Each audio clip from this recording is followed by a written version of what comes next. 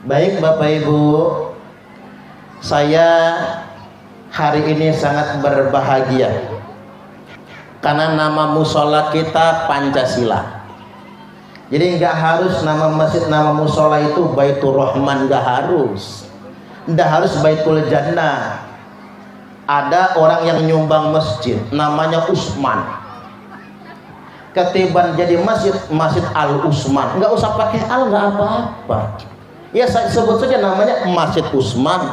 Nggak harus pakai al Bapak Ibu. Alif lam ta'rif nggak usah dipakai, nggak apa-apa. Misalnya yang nyumbang masjid namanya Muhyiddin, ya tulis saja Masjid Muhyiddin. Yang nyumbang masjid namanya Kancil Jumino, ya bikin aja nama masjid, Masjid Kancil Jumino. Nggak apa-apa. Nggak usah dikasih nama Al Kancil Al Jumino. Nggak harus. Jadi yang namanya nama itu boleh nama apapun. Nah ini berdasarkan bermula dari tonggak peresmian musola Pancasila, kita akan ngaji kebangsaan. Hari ini saya hendak sampaikan kepada panjenengan semua, Pancasila ini alat pemersatu bangsa. Gini apa nggih? Jangan sampai ada di anak Ratu Aji ini masuk paham-paham yang mengatakan Pancasila kafir, yang mengatakan Pancasila itu haram. Kita harus antisipatif. Oh iya, saya tadi lupa, yang terhormat Pak Babin Sakalih, Pak Babin Kamtibmas ya. Kalau ada paham-paham atau aliran yang masuk mengatakan NKRI togut, Pancasila kafir, lapor Pak Bayan, Ketua RT, Babinsa, Babin Kamtibmas, lapor Kepala Kampung. Itu bisa ditindaklanjuti. Sekarang Bapak Ibu, saya ingin kenalkan cara cuci otak. Mengapa banyak profesor terpapar radikalisme, sarjana, anak kita sekolah tinggi-tinggi, merantau ke kota, pulang kampung jadi sarjana, tiba-tiba berubah menjadi radikal. Padahal sekolah mestinya pinter, bukannya pinter malah radikal. Itulah bahaya cuci otak. Bagaimana cara cuci otak? Tak kasih contoh, jenengan jawab. Nek dikongkon milih Pancasila atau Al-Quran? Ayo, jangan takut nggak ditangkap, enggak. Ayo milih Pancasila atau Al-Quran? Al-Quran dong. Pancasila buatan manusia, Al-Quran wahyu Allah. Milih bela Islam atau bela negara? Bela Islam dong. Milih taat Allah apa taat pemerintah? Taat Allah. Ulang sekali lagi, jawabnya yang seragam. Yang sana bunyi. Jangan diam aja ya Pak. Milih Pancasila atau Al-Quran? Milih bela Islam atau bela negara? Bela Islam. Milih taat Allah atau taat pemerintah? 2 menit jadi teroris semua ini. Iya Pak. Itulah cara cuci otak. Mengapa banyak orang jadi radikal? Begitu caranya. Ini pertanyaan jebakan. Mestinya nek dikongkon milih, yo jangan milih. Sama kayak pertanyaannya begini, milih bakti kalih Gusti Allah atau bakti kepada orang tua? Jangan dipilih. Kalau dipilih bahaya. Kalau milihnya bakti kepada Allah, durhaka dengan orang tua, salah. Kalau milihnya bakti kepada orang tua, kafir kepada Allah, lebih bahaya. Sama kayak ibu-ibu ditanya, milih taat Allah apa taat suami? Kalau dipilih bahaya Bu, jangan milih taat sama Allah, dicerai sama lakinya. Tapi kalau milih taat kepada suami, kafir kepada Allah, kan sama bahayanya. Itu jangan dipilih, jangankan dipilih, dibanding-bandingkan saja nggak boleh. Kalau kata Farel Prayoga apa? Ojo dibanding-banding. Itu bukan untuk dipilih, itu bukan untuk dibandingkan. Jawaban yang benar kayak mana? Berbakti kepada orang tua merupakan perintah Allah. Jangan dipilih. Milih taat Allah atau taat suami. Taat kepada suami merupakan perintah Allah. Milih taat kepada Allah apa taat kepada pemerintah? Taat kepada pemerintah merupakan perintah Allah. Ati'ullaha wa ati'ur rasula wa ulil amri minkum. Taatlah kepada Allah, satu. Taatlah kepada Rasul, dua. Taatlah kepada pemerintah yang ada di kampung kalian masing-masing. Minkum, di negeri kalian masing-masing. Makanya mentaati Pak Sahpirin ya Pak, mentaati Pak Kancil Jumino, mentaati semua kepala kampung, itu merupakan pengamalan daripada ketaatan kepada Allah dan Rasulnya. Tak ulang lagi biar jelas. Mentaati kepala kampung merupakan implementasi pengamalan turunan atau hierarki dari ketaatan kepada Allah dan Rasulnya. Maka melawan pemerintah sama saja kita melawan Allah Ta'ala dan Rasulnya. Makanya kita ini begini Bapak Ibu, jangankan melawan pemerintah, menghina aja nggak boleh. Kan jelas hadisnya, man ahana sultana ahanahullah. Barang siapa yang menghina pemerintah, maka Allah akan menghinakannya. Awas, yang pernah menghina pemerintah, menghina sultan, menghina presiden. Presiden kita siapa namanya? Halo? Halo? Presiden kita namanya siapa? Pak Joko Widodo. Saya juga heran Bapak Ibu, kok ada orang latah menghina kepala negara. Ngomongin presidennya Mukidi Mapas, ada yang ngomongin besok, ada yang ngomongin pelangak pelongo, ada yang ngomong Fir'aun, na'udzubillah, ada yang ngomong kayak Rocky Gerung itu apa, bajingan tolol, na'udzubillah. Enggak, saya tanya kalian jenengan, ada nggak yang berani mengatakan Pak Sahprin begitu? Kena gampar, jangan macam-macam. Kita aja nggak terima loh dikatakan begitu. Ini kepala negara. Makanya sering saya sampaikan, hati-hati menghina kepala negara. Ahanahullah, yang menghina kepala negara pasti suatu hari nanti dia akan dihinakan oleh Allah. Pertanyaan berikutnya, milih bela Islam atau bela negara? Jawaban yang benar begini Bapak Ibu, membela negara adalah ajaran Islam. Maka kita nyebutnya hubbul watan minal iman. Cinta tanah air merupakan sebagian daripada iman. Milih Pancasila nopo Al-Quran. Nah, tak ajarin cara jawabnya. Tolong diingat, Pancasila itu bukan agama. Pancasila itu tidak untuk menggantikan agama. Namun Pancasila itu sesuai dengan ajaran agama. Ingat tidak? Tak ulang ya. Pancasila itu bukan agama. Pancasila itu tidak untuk menggantikan agama. Namun Pancasila itu sesuai dengan ajaran agama. Mbien Nabi hijrah dari Mekah ke Yathrib. Sampai di Yathrib Nabi bikin negara. Negara yang didirikan Nabi bukan negara agama. Ini jawaban Bapak Ibu. Kalau ada orang Khilafatul Muslimin, orang Hizbut Tahrir, orang NII, kelompok radikal teroris yang ingin mendirikan negara Islam, jawab, Nabi tidak pernah mendirikan negara Islam. Nabi tidak pernah mendirikan negara agama. Negara yang didirikan oleh Nabi negara kesepakatan. Nah, ini dicontoh oleh pendiri negara kita. Kita bikin negara Republik Indonesia bukan negara agama, tapi negara kesepakatan. Kita nyebutnya Negara Kesatuan Republik Indonesia. Yuk kita bikin yel-yel. Kalau saya tanya, kalau saya sebutkan siapa kita, jawabnya Indonesia.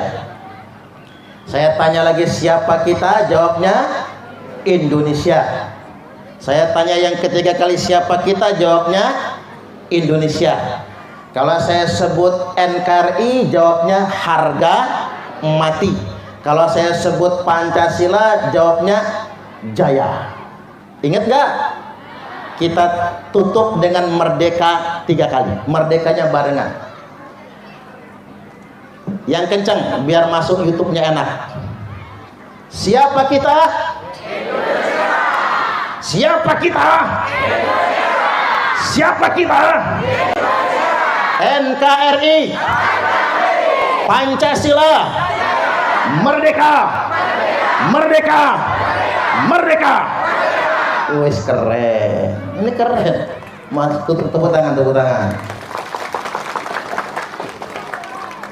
Nabi tidak pernah mendirikan negara agama, tapi negara kesepakatan. Nabi bersepakat dengan umat Yahudi di Madinah, dengan umat Nasrani di Madinah, bikin negara namanya Madinah. Dan dasar negara Nabi bukan Al-Quran. Tak ulang. Dasar negara Nabi bukan Al-Quran, tapi dasar negara Nabi Sahifatul Madinah, piagam Madinah.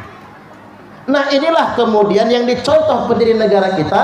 Dasar negara kita mulai dari pintu masuknya piagam Jakarta, mengerucut menjadi Pancasila sebagai ideologi negara, dan konstitusinya Undang-Undang Dasar Negara Republik Indonesia tahun 1945.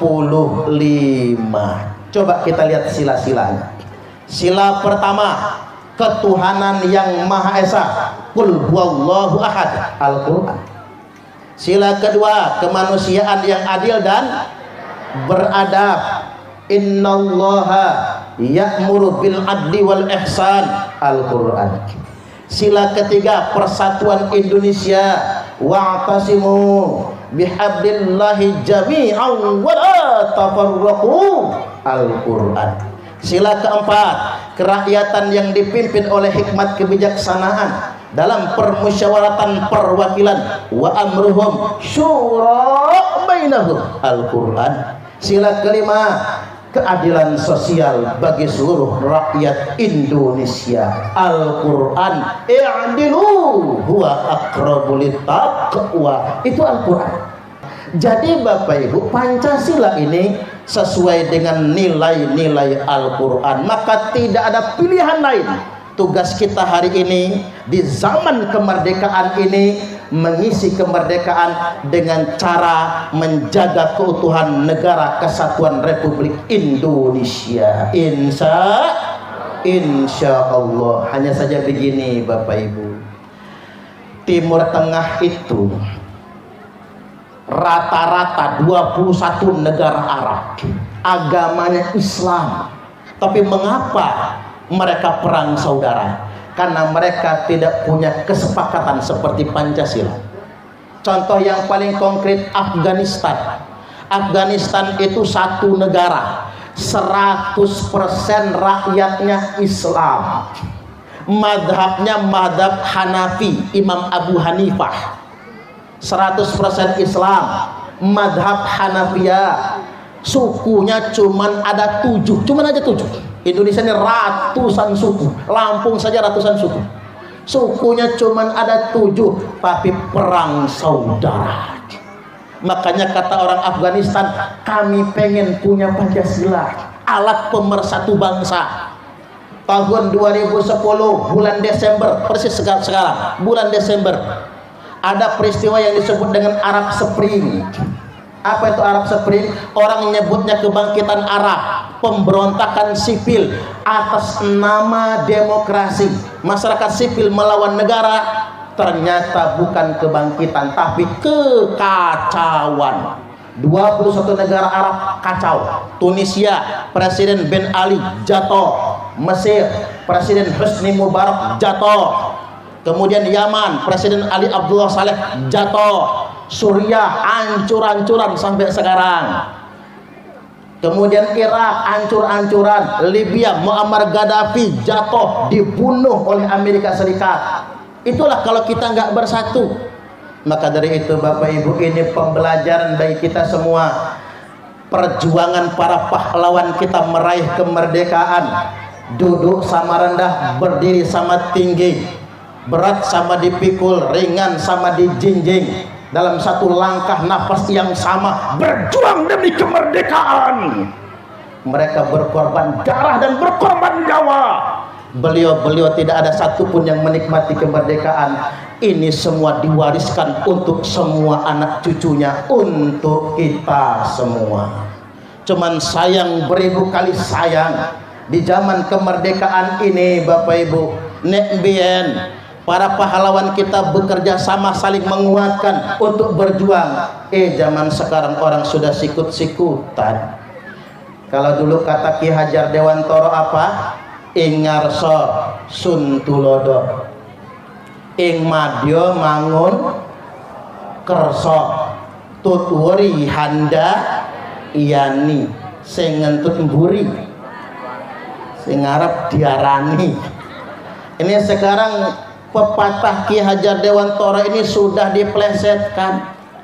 Ing ngarsa numpuk bondo, ing madya mangan konco, tutwuri golek rai.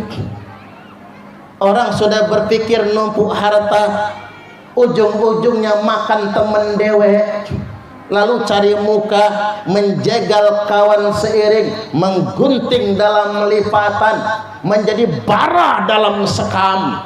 Hati-hati Bapak Ibu, orang saling makan zaman sekarang. Mestinya kita saling menguatkan satu sama lainnya. Makanya Nabi sallallahu alaihi wasallam telah bersabda, Bu, Pak, halo. Nabi sallallahu alaihi wasallam telah bersabda, nanti umatku akan dihadapkan dengan fitnatul akhlas. Apa itu fitnah akhlas? Hiya fitnatu harabin wa harab.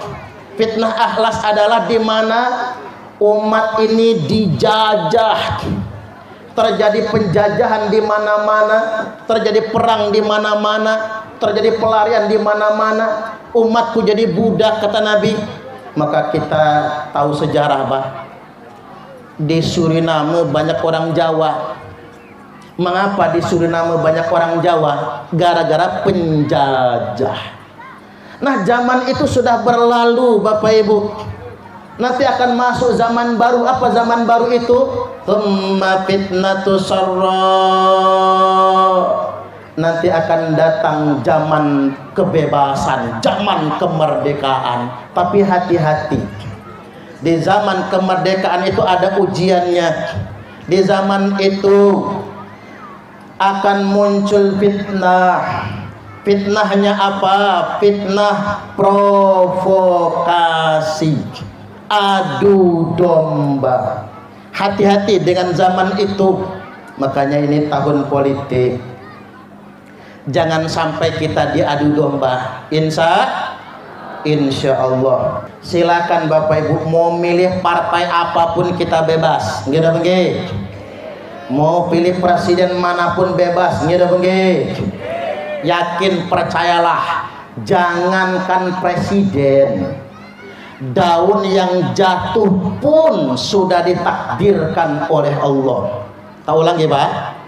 Daun yang jatuh, tahunnya, bulannya, tanggalnya, harinya, jamnya, menitnya, detiknya, daun yang jatuh pun sudah ditakdirkan oleh Allah. Apa meneh presiden?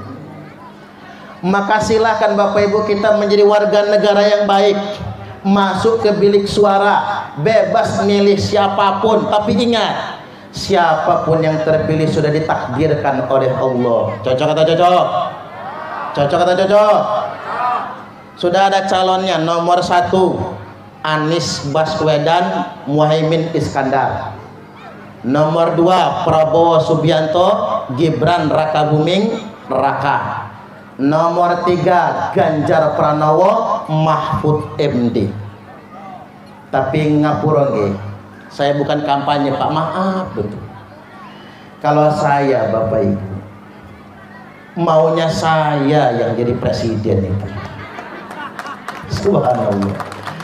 Woi, kalau saya jadi presiden Pak, jreng teng teng teng.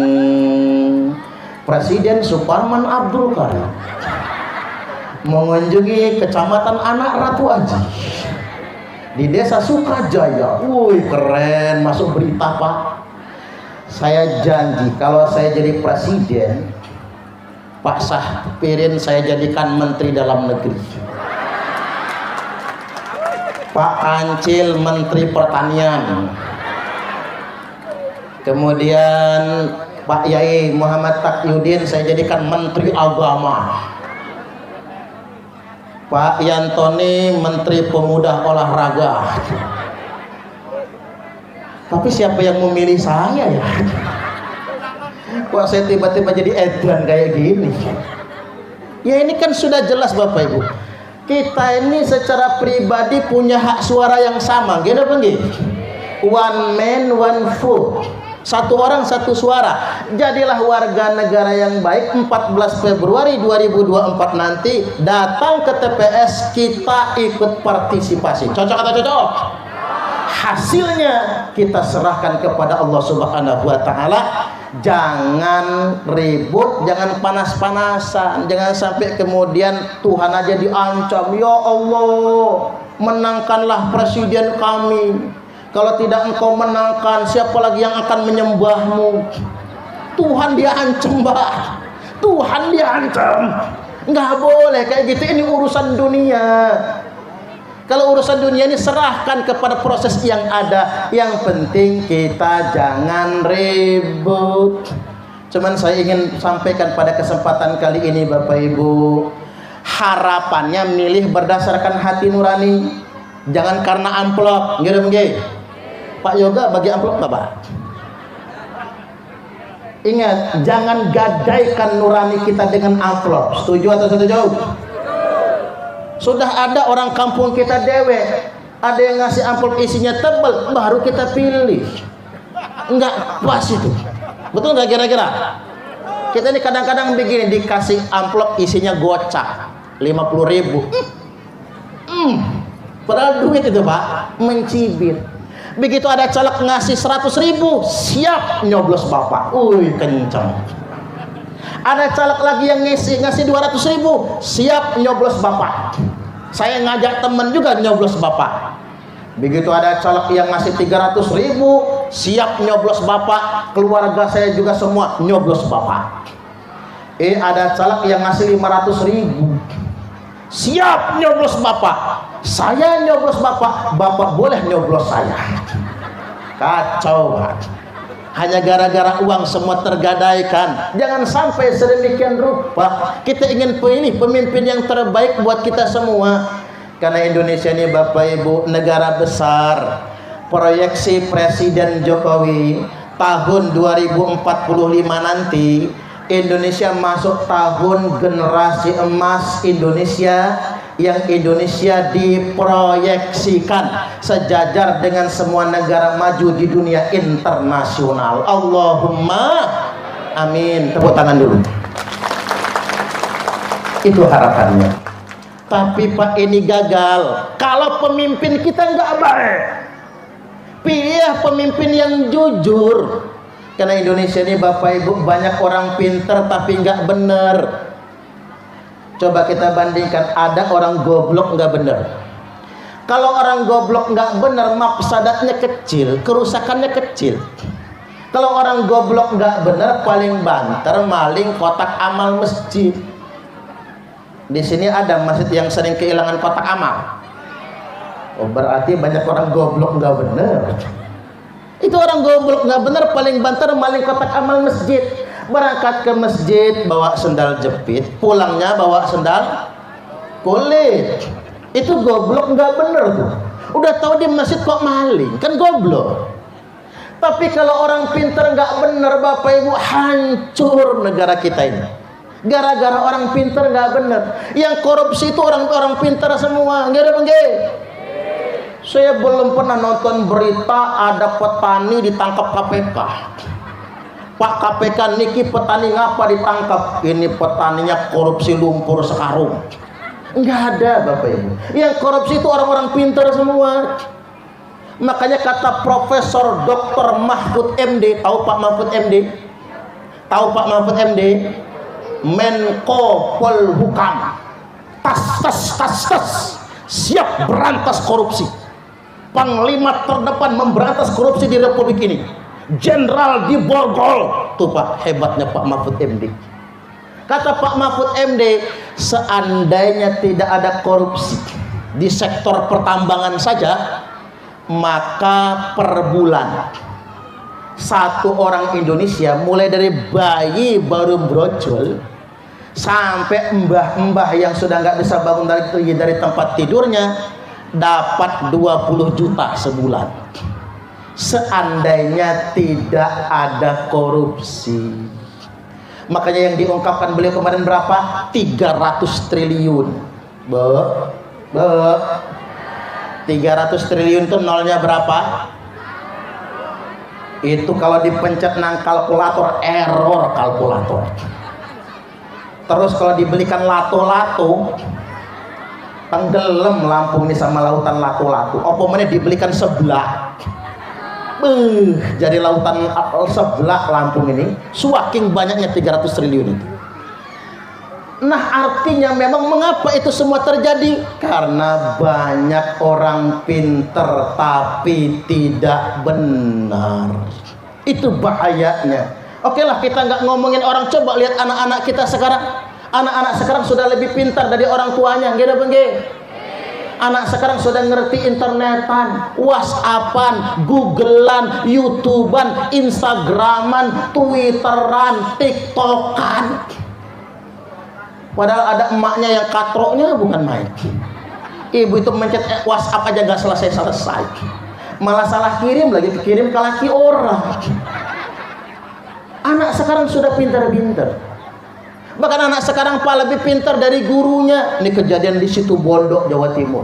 Ada guru SMA praktek, disiapkan satu gelas isinya air tawar, disiapkan satu gelas isinya alkohol, disiapkan segenggam cacing. Tahu cacing? Tahu cacing? Disiapkan semangkok cacing. Murid-murid protes, maaf bu guru, kata murid, praktek nggak usah dilanjutkan. Lo ngapa, kata gurunya? Kalian jijik sama cacingnya, bukan jijik kalih cacing bu guru. Kami murid-murid ini sudah ngerti semua. Ngapain dipraktekin wong kami sudah ngerti, tambah kaget bu guru. Hebat murid zaman sekarang, belum dipraktekkan sudah ngerti duluan. Oke kata bu guru, ibu pengen tahu kayak mana kalian mempraktekannya.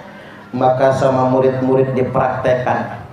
Sekumpulan cacing diparoh, separuh masukin gelas yang isinya air tawar, separuh masukin gelas yang isinya alkohol. Didiamkan setengah jam. Udah lewat setengah jam, kata murid-murid, lihat bu guru, cacing yang masuk air tawar masih hidup semua, cacing yang masuk alkohol mati semua. Maka bu guru, kata mereka, praktek telah membuktikan kalau kita ingin bebas dari cacingan, banyak-banyaklah minum alkohol. Ini ku anaknya dewi loh, anaknya dewi.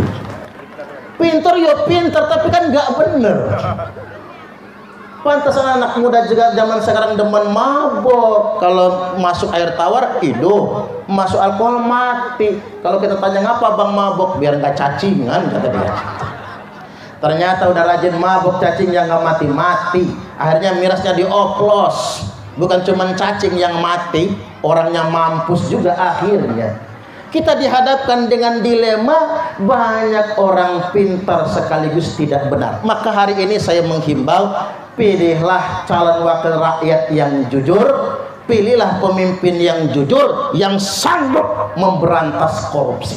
Mudah-mudahan kita diberikan pemimpin yang terbaik. Allahumma amin, amin ya rabbal alamin. Cuman begini Bapak Ibu, ibu-ibu harus rajin dipanggil Pak, biar nggak ngantuk. Ibu-ibu kalau nggak dipanggil husuk lagi nantinya. Cuman begini, untuk menuju Indonesia maju kita semua mesti mawas diri, saling bahu membahu satu sama lainnya, saling membantu satu sama lainnya. Saatnya yang bergaji berbagi, saatnya yang ada memberi. Tangan di atas lebih baik daripada tangan di bawah. Cocok atau cocok? Cocok atau cocok? Karena zaman sekarang banyak orang kaya bermental miskin. Rumahnya sudah gedong tapi masih nerima PKH. Tangan tuh Pak Kades. Benar kan? Di sana banyak, di sini pusatnya mental miskin Bapak Ibu. Ini harus jadi catatan bagi kita semua. HP-nya aja Android, kemana-mana selfie. Tapi ngapa lah ibu-ibu itu kalau selfie mulutnya dipengot-pengotin ya Bu? Saya nggak mau pakai jari Pak, takut kampanye. Dipengot-pengotin. Pengawasan selfie, jalan-jalan ke kebun karet, selfie, lagi ke pasar, selfie, pelesiran ke laut, selfie, makan di restoran, selfie, dibilang melarat, marah, nggak dapat BLT sama bansos, ngamuk. Ini masalah kita. Oh, lagunya sosialita manggil temennya besti. Apa meneh wayahe senam bajunya ngetat.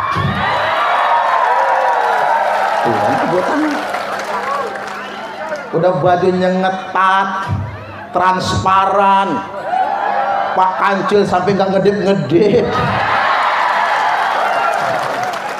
Resiko jadi kepala desa ya begitu ya Pak ya, ngadepin warna-warna kelakuan masyarakatnya, kelakuan warganya. Oh, kalau bikin grup WhatsApp manggil temennya jeng, jang sakniki aresane tenggene sopo jeng, di rumahnya jeng Astuti, jang.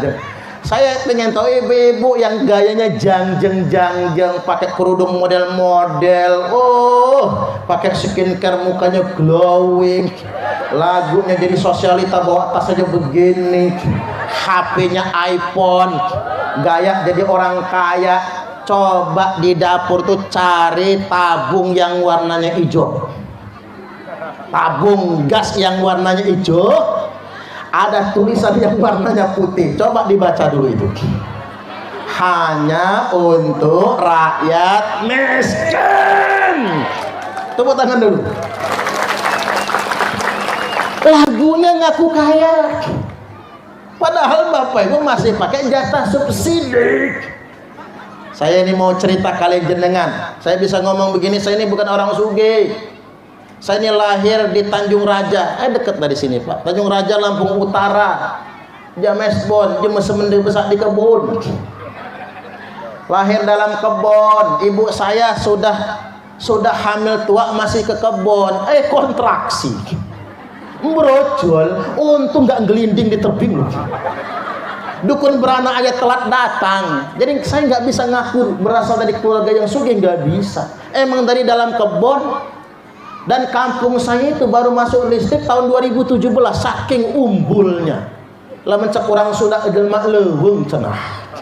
Orang kebon Bapak Ibu. Jadi memang di kampung, merantau Bapak Ibu ke kota. Di Bandar Lampung, saya masih ingat betul. Saya tuh ngontrak 7 tahun. Saya menikah Bapak Ibu tahun 2004, kan belum lama. Sambil kuliah, ngontrak 7 tahun, 3 kali diusir dari kontrakan. Pernah nggak kebeli beras, pagi nggak sarapan, siang keroncongan, sore kelaparan, malam ngarep ada undangan kendurenan. Tapi yang mati juga belum ada. Kangen betul sama orang mati, biar ada kendurenan. Jadi sampai malam nggak makan, itulah rasanya tidur dalam keadaan perut kosong, nggak enak Pak, nggak bisa tidur. Nggak bisa tidur, kurucak. Besok pagi habis bar subuhan baru sadar di dapur ada intip. Tahu intip nggak Bu? Kerak nasi itu. yang sudah lama dijemur Pak, sudah campur jamuran itu, kita rendam pakai air panas, digalah pakai garam, nikmatnya kalau kelaparan. Cuman istri saya berebes milih. Apa kata istri saya? Selama gadis saya nggak pernah kelaparan begini. Selama gadis saya nggak pernah makan intip diginiin. Mestinya intip itu digoreng kan enak ya Bu ya, gurih. Ini malah direndam, anyirnya bukan main. Sudah pengalaman 3 kali diusir dari kontrakan. Tiba-tiba Pak wayahin nanjak rezeki. Tahun 2008 saya diminta siaran di radio Bioli FM. Ini ada adik saya mana? Hita Sahara mana Hita? Ngacung Dok. Mana awakmu di belakang ya tuh. Hita Sahara itu dari remajanya itu pendengar setia bisikan kolbu Bioli FM. Billy Senar. Radionya begitu. Wayahin nanjak rezekinya di situ Pak. Tahun 2008. Alhamdulillah Bapak Ibu, di tahun 2008 saya punya motor dikasih orang. Gara-garanya apa? Pak Ustadz kata orang, mosok ngajar ngaji numpak sepeda, ngeridit motor ini DP-nya 1 juta, jenengan tinggal ngeridit nyicil. Kata saya, Pak Haji kebalik, mestinya saya yang nge-DP, jenengan yang nyicil. Karena saya takut nggak kebayar kalau saya yang nyicil. Oh gitu, ya udah kalau nggak mau kata dia, langsung dikantongin lagi duitnya. Ya nggak apa-apa, saya ikhlas Pak. Saya ngukur badan, saya nggak bisa nyicilnya daripada ketarik listrik. Hari Senin dia telepon, Pak Ustadz datang ke dealer. Mau ngapain? Milih motor. Nah rezeki nih. Sampai nang dealer suruh milih motor, tapi jangan mahal-mahal. Waduh. Padahal saya sudah ngincer Supra X waktu itu Pak, nang dealer Honda. Saya tanya sama salesnya, yang paling murah mana? Ini Fit X 2008. Supra Fit sudah nggak ada lagi, yang ada Fit X. Harganya 10.500.000, langsung dibayar cash sama Pak Haji. Kata salesnya, Pak Ustadz rumahnya di mana? Motornya mau kami antar. Nggak usah diantar kata saya, tak tumpahi sendiri. Mana helm, mana jaket, mana kontaknya, belum punya SIM, nggak apa-apa. Begitu keluar jalan Raden Intan, disitulah saya merasa menjadi orang paling sugih di muka bumi ini. Terserah orang punya Innova, terserah orang punya Fortuner, yang penting saya punya Fit X. Itu Bapak Ibu, rasanya kaya itu. Jadi dikasih, nggak kebeli motor dikasih. Nah waktu itu saya mulai ceramah khutbah Jum'ah di kantor gubernur. Cocok sama khutbah pertama, saya dijadwal rutin oleh biro sosial. Ditawarin, Pak Ustadz mau umroh. Mau dong kata saya, urus berkas. Cuman sayang beribu kali syaratnya kurang 1. Apa? Suruh buat surat keterangan tidak mampu. Pak kata saya, boleh nggak saya buat surat, habis saya setor tak ambil lagi. Lo ngapa? Mau tak bakar, takut permanen nggak mampunya ini. Oh nggak bisa. Terus terang Bapak Ibu, saya nggak jadi mangkat umroh hanya gara-gara saya nggak mau buat surat keterangan tidak mampu. Bukan sok kaya, takut permanen nggak mampunya. Saya masih muda soalnya. Alhamdulillah nolak berangkat umroh 3 bulan pas setelah nolak umroh, ditelepon murid ngaji saya, Ustadz siap-siap kita akan berangkat haji. Ditransfer 35 juta. Saya langsung urus haji Pak 2009 itu. Sayangnya sudah waiting list, makanya saya baru bisa berangkat 2012, setahun setelah Pak Haji Yohansa. Pas mau mangkat haji ada KBIH yang nggak dapat pembimbing, minta saya jadi pembimbingnya. Dikasih sangu, ini Pak Ustadz sangunya amplop coklat. Kalau udah coklat lain tuh isinya. Begitu saya buka 35 juta. Alhamdulillah. Alhamdulillah, ini duit buat apa kata saya? Buat beli korma, mapas. Berapa kontainer ormaknya itu? Oh gini aja kata dia, terserah duitnya mau diapain. Oke, kalau terserah saya, 35 juta nggak saya bawa mengangkat haji. Saya jadikan DP mobil Avanza. Itu Avanza merah yang saya bawa ceramah waktu Pak Edi dusun Karangjawa, desa kampung Karangjawa. Pak Edi nikah, kan saya yang ceramah. Saya nggak tahu kalau Pak Edi sudah jadi kepala kampung sekarang. Itu pakai mobil DP-nya sanggup mangkat haji, Bapak Ibu. Karena apa? Kita jangan bermental miskin. Walaupun kita nggak dapat bantuan dari pemerintah, kita nggak gagal mendapatkan rezeki dari Allah. Cocok atau cocok? Cocok atau cocok? Makanya kadang-kadang saya ngomong begini, bantu Pak Kepala Kampung lah. Kadang-kadang kasihan sama PRT, kalau pas bagi BLT sama bansos. Apa kata emak-emak ini, payah PLT, Pak RT sekilit, saudaranya kebagian semua, kita mah enggak. Oh panas Pak RT, mana gaji RT enggak seberapa. Apa kata bininya Pak RT, udah Pak berhenti aja jadi RT, nggak usah mak, nggak apa-apa, ini pengabdian, ini nggak apa-apa, kita tahanin omongan tetangga. Nanti kalau bagi BLT bansos lagi, saya lapor Pak Kepala Kampung, keluarga kita hapus semua, nggak usah kebagian. Begitu cair BLT bansos, saudara nggak ada yang kebagian. Apa kata saudara? Payah punya saudara jadi RT, nggak ada gunanya. Orang lain kebagian, kita enggak. Akhirnya pas hajatan ketua RT nggak ditegur. Dilema kita ini Bapak Ibu. Karena ngapa? Banyak orang bermental miskin. Saya ingin sampaikan pada kesempatan kali ini, sesuap nasi yang engkau masukkan ke dalam perut orang yang lapar itu lebih baik daripada membangun 1000 masjid jamiah.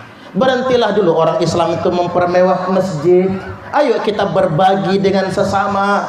Orang kaya bolak-balik umrah dengan alasan rindu rumah Allah, padahal Allah lebih rindu dengan orang kaya yang berbagi dengan fakir miskin. Tepuk tangan dulu. Orang yang pernah lapar bisa merasakan Bapak Ibu. Ini beras mahal, betul nggak kira-kira? Harga beras berapa sih sekarang? 13 ribuan ya, ada yang 14 ribu, luar biasa Bapak Ibu. Harga beras mahal. Begini aja Pak, ongkos umrah itu 30 jutaan loh Pak. Jenengan yang sudah pernah umrah, udahlah nggak usah mangkat lagi dulu, nanti aja. 30 juta beliin beras, bagiin dengan tetangga yang nggak mampu. Cocok atau cocok? Ini Islam yang sesungguhnya.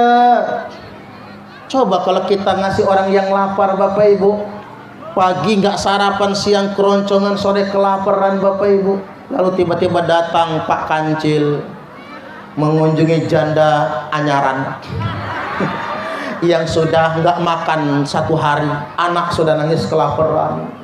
Apa kata janda rondo anyaran? Makasih Pak Kancil.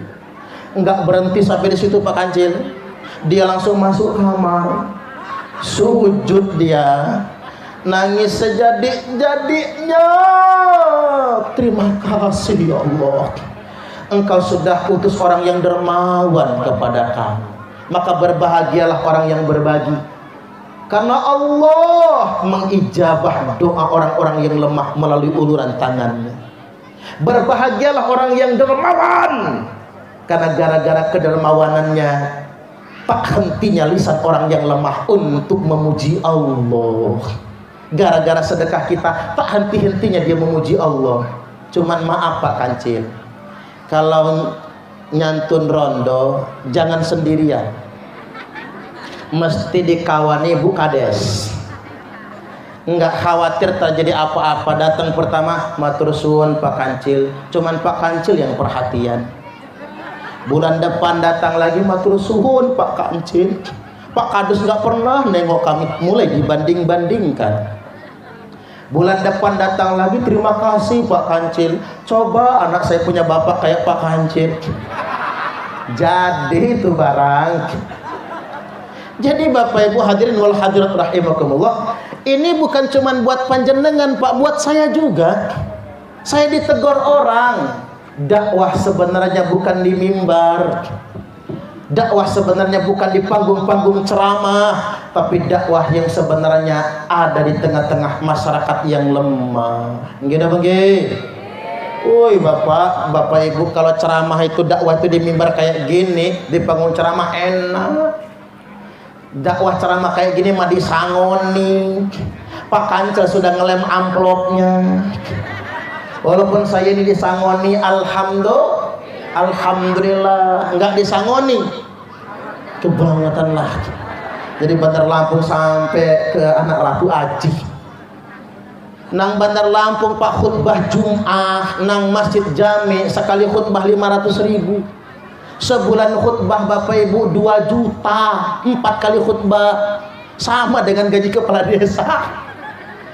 Makanya terus terang Mbak, nggak enak jadi kades itu, betul nggak kira-kira? Gaji kades itu cuma 2.050.000 loh. Berapa? 25. Oh di sini masih mending 2,5 juta. 2,5 juta itu buat ngembaliin tonjokan sama rantangan udah habis. Mau makan apa Pak kadesnya? Nggak ada bangge. Jadi Ustadz enak Pak, khutbah diamplopin, ceramah disangoni. Saya ditegur orang. Dakwah sebenarnya ada di tengah-tengah masyarakat yang lemah. Iya juga ya.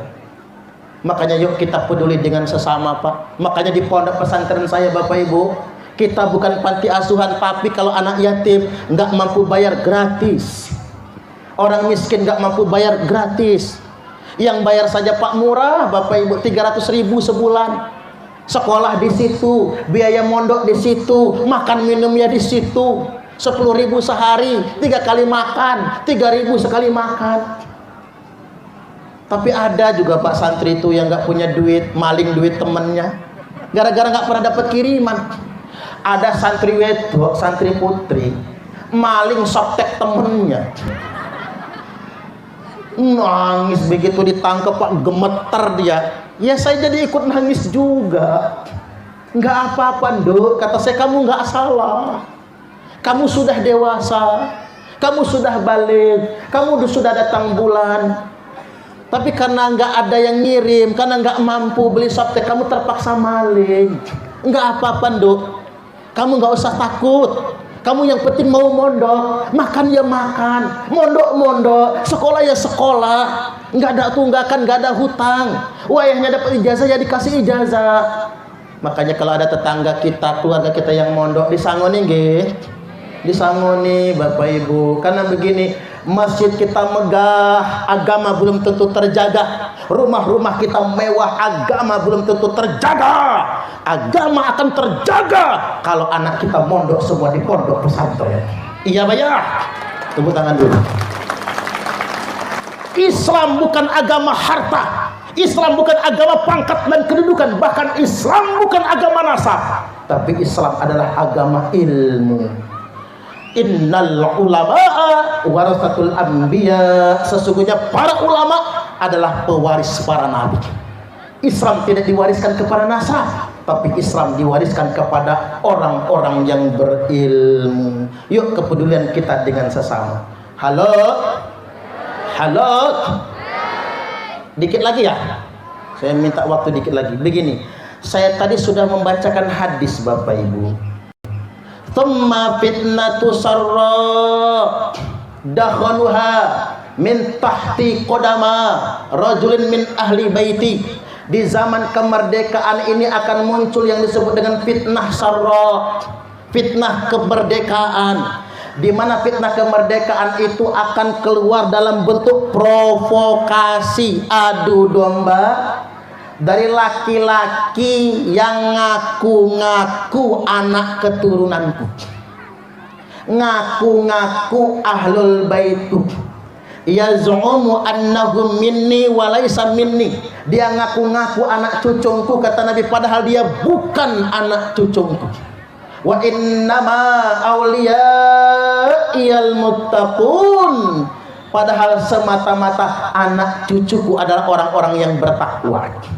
Mohon maaf Bapak Ibu, kalau ada yang ngaku-ngaku anak cucu Nabi, tapi dakwahnya provokasi, dakwahnya ngadu domba, ngajak kita berantem-beranteman, inilah yang disebutkan oleh Nabiullah Muhammad sallallahu alaihi wasallam. Saya juga ingin ingatkan buat kita semua yang ada di sini Bapak Ibu, ulama Mesir, ulama Mekah, ulama Maroko, ulama Yordania, ulama Yaman sudah menetapkan bahwasanya nasab kaum Ba'alawi yang suka ngaku-ngaku anak cucu Nabi, yang sering teriak-teriak darah aneh nih mengalir darah Nabi, sudah dinyatakan terputus dan batal kepada Rasulullah sallallahu alaihi wasallam. Nasab itu sama sekali tidak tersambung dengan nasabnya Rasulullah sallallahu alaihi wasallam. Jadi kalau di antara mereka ada yang jadi ulama, kita hormati sebagai ulama, tapi tidak boleh ngaku-ngaku anak cucu Nabi.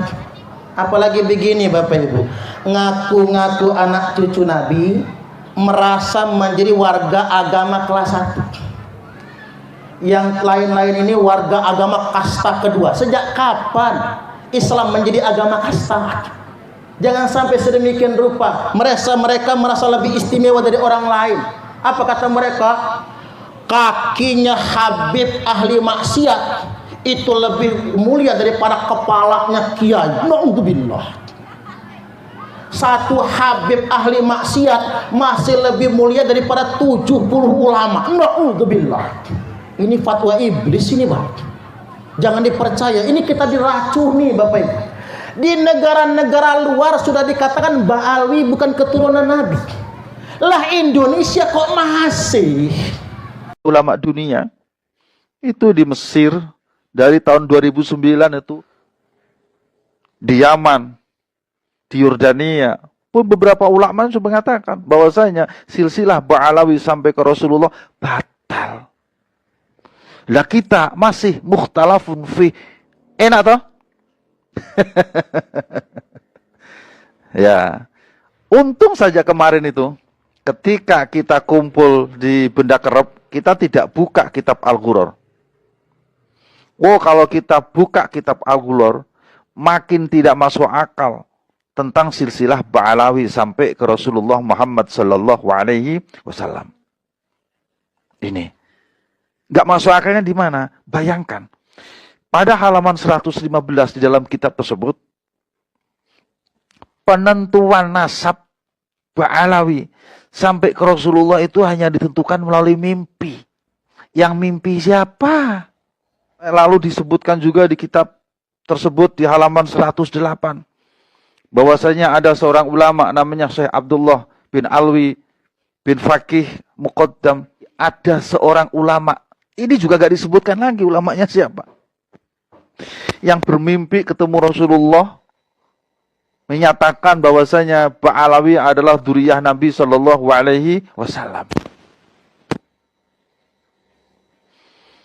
Terus juga ada di halaman 117 kalau tidak salah di kitab yang sama, Al-Ghuror. Itu yang menentukan penentuan nasab justru melalui orang lain. Padahal saudaranya ada di situ. Ada seorang yang datang ke Basrah namanya Ali. Beliau ke Basrah bertanya kepada seseorang imam, seorang qadhi di sana. Padahal di Basrah itu mestinya dia punya saudara namanya Muhammad dan Husain. Karena Ali, Muhammad dan Husain itu tiga-tiganya adalah putra dari Ahmad. Ahmad itu adalah keluarga dari Basrah. Mereka tinggal di Basrah. Jadi kalau seandainya Ali datang ke Basrah, itu mestinya dia menemui Muhammad, menemui Husain. Dan itu terjadi pada abad ke-6. Menurut saya abad ke-6 itu dzurriyyah Nabi yang ada di situ mestinya sudah banyak.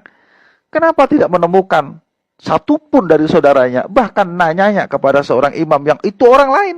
Bukan dari dzurriyyah Nabi atau bukan dari dzurriyyah mereka.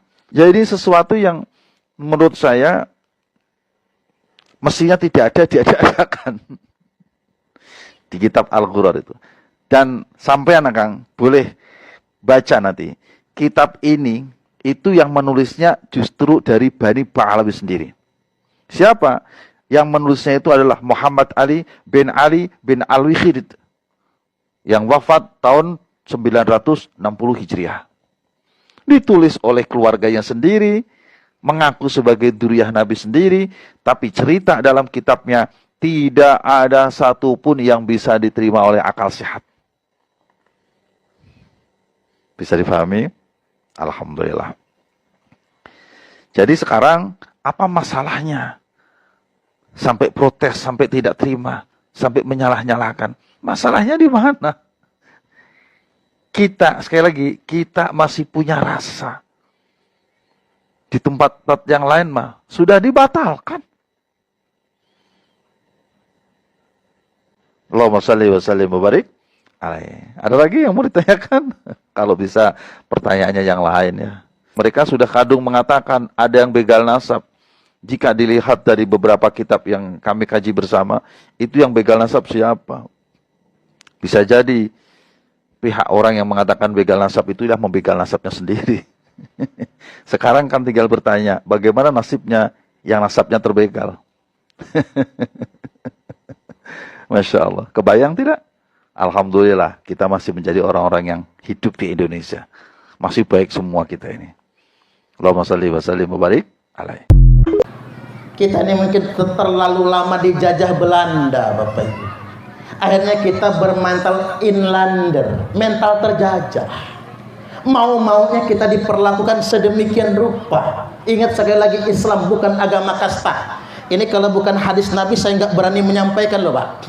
Makanya dalam peristiwa Futuh Mekah, Nabi kemudian tiba di Mekah dengan kendaraannya, dengan untanya. Begitu masuk area tawaf, saking banyaknya manusia, 10.000 pasukan Nabi ditambah masyarakat Mekah nggak bisa masuk arena tawaf. Kan di zaman biyen tawaf bisa pakai kuda, bisa pakai unta ya Pak. Nah karena nggak bisa masuk arena tawaf, Nabi terpaksa jalan kaki. Sahabat ini ngomong apa? Ngapuro Kanjeng Nabi, mestinya jenengan naik kendaraan, kok jenengan jalan kaki? Apa jawab Nabi? Tidak ada lagi kelas sosial, tidak ada lagi kasta. Innallaha qad adhaba ankum ubiyatal jahiliyah. Sesungguhnya Allah telah menghapuskan bagi kalian semua kesombongan, kebanggaan, kepongahan masyarakat jahiliyah. Wa ta'adumaha bi'abaiha, yang mereka suka membangga-banggakan nasab, membangga-banggakan nenek moyang, membangga-banggakan keturunan, membangga-banggakan leluhur. Inna akramakum indallahi atqakum, sesungguhnya yang paling mulia di antara kalian semua adalah orang yang paling bertakwa kepada Allah Subhanahu wa taala. Makanya Pangeran Raden Inten II, pahlawan nasional asal Lampung, didatangi oleh oknum Ba'alwi yang dibawa oleh Belanda. Maaf, saya ingin belak-belakan kepada semua warga NU. Ba'alwi datang belakangan abad ke-19, yang mengislamkan Indonesia ini Wali Songo. Nggih nggih? Wali Songo bukan Ba'alwi, Wali Songo bukan Habib, Wali Songo itu Said dan Syarif. Kok bisa diklaim Wali Songo itu Habib, Wali Songo itu Ba'alwi? Bapak Ibu, mereka datang tiba-tiba ketika Belanda ingin menundukkan Indonesia. Belanda bawa Ba'alwi yang ngaku-ngaku anak cucu Nabi. Yang dibawa siapa? Habib Usman bin Yahya, yang menjadi mufti Batavia, yang berfatwa melawan kerajaan Belanda, sama hukumnya dengan makar. Na'udzubillah. Melawan kerajaan Belanda maka mati jahiliyah. Datanglah utusan mereka ke Lampung. Apa kata Raden Inten II? Kalian antek Belanda. Kalau kalian ngaku-ngaku anak cucu Nabi, beset tangan kalian. Saya ingin lihat darah kalian putih atau hitam. Kalau darah kalian masih merah, tidak perlu membangga-banggakan nasab. Kabur oknum Ba'alawi yang menjadi aktek Belanda tersebut. Jangan membanggakan nasab. Menjadi nasab dari dzurriyyat yang baik, nasab yang mulia adalah beban bagi kita semua, beban tanggung jawab. Gini. Saya ambil contoh. Kamu anak siapa? Anak Pak Kades, anak Pak Lurah. Oh pantes kamu baik li karena anak Pak Lurah. Coba kalau nakal, nggak pantes. Mosok anak Pak Lurah bekecil macam begini. Kerjaannya nongkrong di perempatan main gaplek. Beban Bapak Ibu. Makanya menurut saya mendapatkan keturunan orang solih, nasab yang mulia itu bukan untuk kesombongan, tapi beban tanggung jawab. Walladzina amanu wattaba'athum dzurriyyatuhum biimanin alhaqna bihim dzurriyyatahum. Orang-orang yang beriman, yang anak cucu mereka mengikuti akhlak leluhurnya, ibadah ketaatan orang tuanya, alhaqna bihim dzurriyyatahum, maka kami ikatkan kemuliaan mereka dengan kemuliaan leluhurnya. Sederhananya, kita bisa kecipratan kemuliaan leluhur kita. Tahu lah, kepencet sama saya. Kita bisa mendapatkan kemuliaan leluhur kita kalau kita mengikuti mutabaah akhlak leluhur kita semua. Tidak hanya ulama Syiah saja, ulama Salafi Wahabi saja, tapi ulama Ahlussunnah wal Jamaah pun ada yang membatalkan nasab Ba'alawi tidak tersambung sampai Nabi kita Muhammad Shallallahu Alaihi Wasallam. Ini yang harus disadari, pengumuman untuk masyarakat Indonesia, khususnya para santri, jamaah, ibu-ibu, bapak-bapak, adik-adik, semua di seluruh Indonesia. Pengumuman semuanya, ayo kita lunturkan keyakinan kita, meyakini bahwa Ba'alawi, para habib atau habaib di Indonesia ini, bahkan seluruh dunia, ya, itu adalah keturunan Kanjeng Nabi Muhammad Shallallahu Alaihi Wasallam secara sahih, sah dan meyakinkan. Kita mulai mundur, ayo kurangi 80%, bertahap 70, lalu 50%, lalu 20%, lalu lama-lama tinggalkan, anggap saja mereka sebagai ulama warasatul anbiya. Ini kan bargaining yang adil ya kan. Mereka kita anggap sebagai ulama, asalkan satu, jangan sampai mereka mengaku sebagai dzurriyyah Nabi, saudara Nabi. Kalau masih kayak gitu, wajib kita tangkap, kita proses ke pengadilan. Dan saya sudah siap setelah Pilpres nanti, seandainya ini diangkat ke muka pengadilan, ya, di proses hukum, saya siap untuk dipenjara 10 tahun sesuai dengan somasi yang pernah dilayangkan ke kami. Jika saya salah, ya. Tapi sebaliknya, jika mereka yang salah, harus rungkat 100% seakar-akarnya. Sampai yang belum lahir pun harus didoktrin, mulai dari usia 4 bulan, waktu mau ndongani dikasih roh jiwanya dalam kandungan, harus didoktrin semua. Kamu bukan keturunannya Kanjeng Nabi, kamu keturunan harus begitu. Karena apa? Kalau nggak mulai dari situ, nanti kayak orang Israel, sebelum lahir itu sudah dididik dari kandungan, ya, sampai setelah lahir itu menganggap bahwa selain dari kita, ini semua adalah kasta rendah semua. Sama seperti derajatnya seperti hewan. Yang paling mulia itu saya ini keturunan Nabi yang mulia. Kamu itu siapa? Kamu itu ahwal, ya, kamu itu jongos, ya. Inilah yang kita perjuangkan. Beliau-beliau yang mulia ini memperjuangkan ini bukan demi untuk fulus, bukan untuk harkat dan martabat bangsa, demi mengembalikan status tiadanya kasta di Indonesia ini. Dan ini cocok difahami oleh seluruh mu'alaf. Baik Bapak Ibu, kita ini mau sholawatan.